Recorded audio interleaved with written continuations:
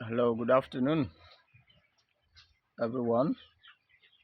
I haven't talked about one of the way we can make a good profit in this catfish business. Now I want to talk about the second one. The first one, which we talk about making sure that you raise your fish to table size, that is a kg and above. Now, this second one is what helped me in my previous harvest to make a good profit, a profit that I never imagined, a profit that I never thought of, that I have never come across. I made 94% of my investment as a profit in my previous harvest, and which I never ever can imagine that it will be possible. This second one was what made it possible.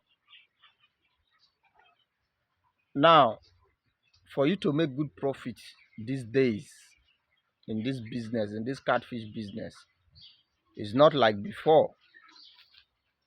Before, then days when feed were stable, when feed prices were stable, that was when I joined this business. Sometimes I even go to work. Coming back from work is the money that I received as payment from work that I will branch and then buy feed. You understand? When they finish the one I have bought, I will go back and buy. These days is not like that. If you do it like that, your profit will not be much. So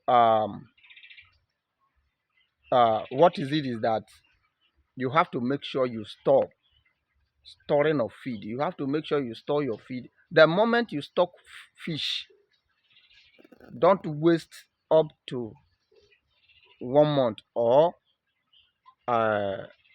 a week or 2 weeks. The moment you stock your fish, or even before you stock the fish, maybe once you book it, if you have the money, go buy your feed, store your feed, at least 60 to 70% of your feed. If you cannot store all, if you cannot buy all at the same time, store 50, that is 60 to 70% of your feed. That was what I did, and it helped me. I was able to store 70% of my feed, 70% of my feed during my last section. I was able to store 70%. I could not store all. I could not buy all at the same time because I still have my broilers to take care of. People who are in the broiler feed now knows what it takes to raise about 900 birds at the moment. So it's quite an expensive something. So I still have them to take care of. So I interchange, that is, I do both of them at the same time. So when I do this one, I use it to buy feed in addition to the ones I have stored. So that's the way I do my things. Now, I made 94%, 94% of my investment. Had it been I was able to store all, I would have made more than my investment as profit. More than my investment.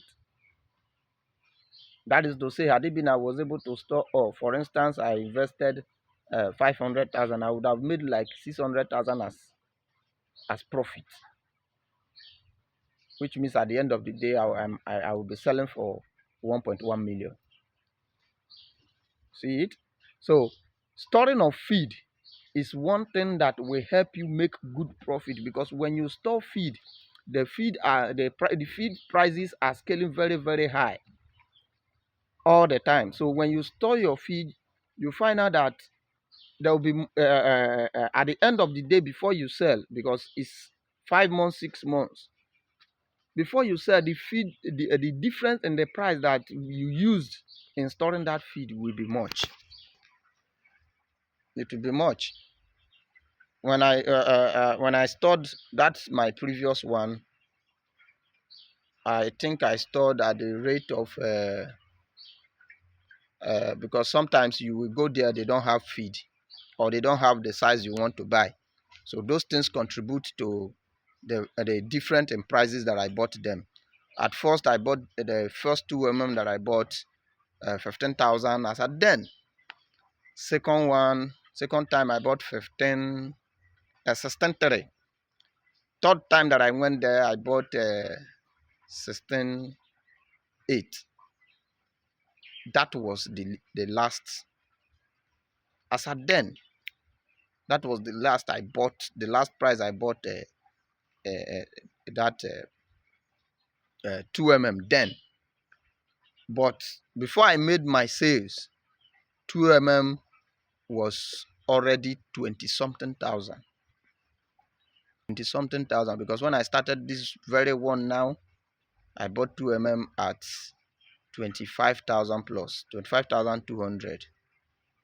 You can see the difference. So this helped me to make a lot of profit, enough profit. So please,